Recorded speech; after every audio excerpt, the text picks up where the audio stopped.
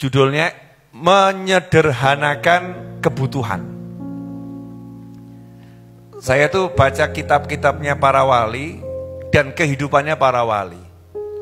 Beliau-beliau itu punya konsep hidup yang indahnya luar biasa. Yang kita-kita di dunia modern ini kelihatan bodoh, ya kelihatan bodoh. Begitu konsepnya para wali dibandingkan dengan cara hidup kita. Ya dengan cara hidup kita kelihatan sangat bodoh dalam menjalani kehidupan. Boleh saya kupas dikit? Tapi tolong jawab jujur pertanyaan saya, ya. Saya mau nanya, jujur tapi. Pagi suruh berangkat kerja, pulang malam. Begitu terus selama 20 tahun. Capek atau enggak capek? Capek atau enggak capek? Capek, betul ya? Pertanyaan berikutnya, kenapa banyak manusia yang melakukan hal itu? Kenapa? Alasannya adalah butuh dana. Betul? Butuh dana. Oke. Betul, butuh dana. Pertanyaan selanjutnya, dananya untuk apa? Memenuhi kebutuhan. Betul? Memenuhi kebutuhan. Nah, sekarang mulai saya ajak menata ulang. Untuk grogi aku. Kebutuhan hidup manusia itu apa? Sandang, ya kan ada kebutuhan primer, ada kebutuhan sekuler. Dulu kan diajarin sekolah begitu ya. Sandang, pangan, papan, betul? Ya, sandang itu apa? Pakaian. Pakaian 2 cukup atau enggak cukup? Cukup. Ini bicara cukup loh ya. Cukup atau enggak cukup? Cukup. Ya, pakaian 4 cukup atau enggak cukup? Cukup. Papan, tempat tinggal, harus punya? Enggak. Pokoknya ada tempat tinggal. Betul. Sandang, pangan, papan tadi ya. Pangannya apa? Makan. Sehari makan 3 kali cukup atau enggak cukup? Cukup. 2 kali aja terbukti cukup.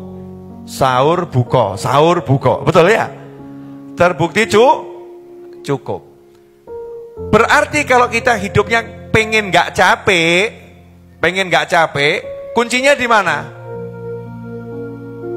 Mengatur kebutuhan. Kecilkan kebutuhanmu, maka tak lelah hidupmu. Kecilkan kebutuhanmu, maka tak lelah hidupmu. Betul begitu? Makanya para wali mengajarkan pada dirinya, mengajarkan kepada pasangan hidupnya, mengajarkan kepada anaknya, mengajarkan kepada anggota keluarganya, hidup itu adalah mengecilkan kebutuhan. Untuk dirinya dikecilkan. Makan, diajari gimana caranya 30 kenyang. Dari kecil dididik gitu. Bagaimana caranya 3 sendok kenyang. Saya dulu ketemu dengan orang yang biasa tirakat di tanah Jawa. Beliau mengatakan, orang dahulu itu Habib, kalau makan 1 hari cukup 1 biting nasi. Orang dulu yang tirakat-tirakat, 1 biting nasi. Nasi dibitingi itu ya, bukan sate. Nasi. 1 biting nasi cukup. Karena tubuh manusia ini luar biasa. Kalau nggak percaya, dokter udah membuktikan. Kamu dikasih 1 suntikan, sak suntikan, kerosok warek, badanmu jadi kuat, cukup untuk berjam-jam. Benar begitu? Padahal suntikannya cuma mungkin berapa mili. Tapi badannya jadi segar luar biasa. Intinya apa? Kalau membiasakan sedikit itu sudah kenyang, maka tak butuh banyak baru kenyang. Benar? Kalau terbiasa pakaian itu menutup aurat, maka tak butuh pakaian untuk fashion show. Paham ya? Artinya menutup aurat cakep, oke, maka nggak perlu pakaian yang banyak. Karena itu pakaiannya wanita-wanita solihah, warnanya sama. Nggak ada bedanya, satu warna, hitam. Betul ya? Sak lemari mbok buka, ireng kabeh. Loh ini serius. Pakaiannya orang-orang soleh, ya warnanya insya Allah hampir sama semua. Satu lemari kamu buka warnanya putih semua. Ya semua putih. Enggak neko-neko cari baju. Diupayakan sederhana. Belajar cukup dengan yang sedikit. Hasilnya apa? Karena terbiasa mencukupkan dengan yang sedikit, hatinya dikasih rasa puas dengan apa yang dimiliki. Puas dengan yang dimiliki itu namanya qanaah dalam bahasa syariat. Orangnya qani, orangnya bisa qanaah karena puas dengan yang dimiliki. Dan herannya saya, yang praktek nyata ilmu ini adalah orang yang sedang gangguan jiwa, akalnya dicabut sama Allah Ta'ala. Betul ya? Orang gila. Dan para aulia, orang-orang soleh, para wali. Sehingga kita ketemu dengan orang-orang soleh, para wali, itu enggak pernah bingung cari duit. Kenapa? Lah yang ada sudah turah. Yang ada sudah melebihi batas kebutuhan dirinya. Sehingga dia enggak capek, nyantai hidupnya. Waktunya jadi tersisa sangat banyak. Dan itu digunakan untuk hidup. Hidup itu apa? Bicara dengan pasangan. Bermain dengan anak keturunan. Bercengkrama dengan sesama umat manusia. Hidup itu apa? Menikmati pemandangan yang disediakan oleh Allah yang maha indah kepada kita. Sehingga para wali itu hidupnya betul-betul nikmat, tidak dirusak dengan yang namanya kebutuhan.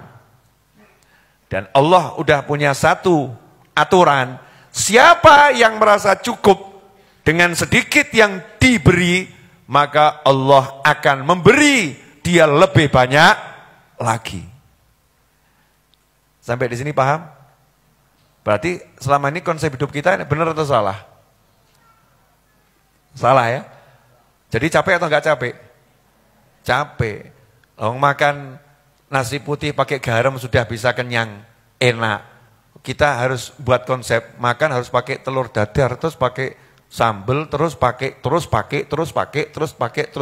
Begitu udah tersedia semua, waktunya habis nggak jadi makan. Kehilangan yang urgent, yang pokok, yang dibutuhkan, yang penting justru hilang. Yuk kita mulai menata ulang hidup kita. Menata ulang hidup kita. Saya enggak muluk-muluk. Kita seperti para wali, orang-orang soleh yang hebat-hebat itu.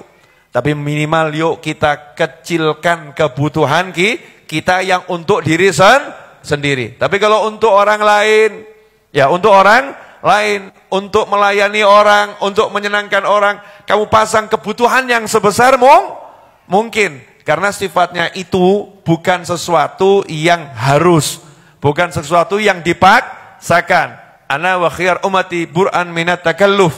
Aku dan umatku yang terbaik tidak suka memaksakan diri, tapi berusaha untuk melayani orang lain. At'immu ta'am, diperintahkan oleh Nabi Muhammad SAW, kasih makan orang lain, senangkan orang lain. Upayakan itu kita punya kebutuhan yang besar. Untuk diri kita sendiri yang kecil. Sehingga hasilnya apa? Hidup kita santai, tapi manfaatnya luar biasa.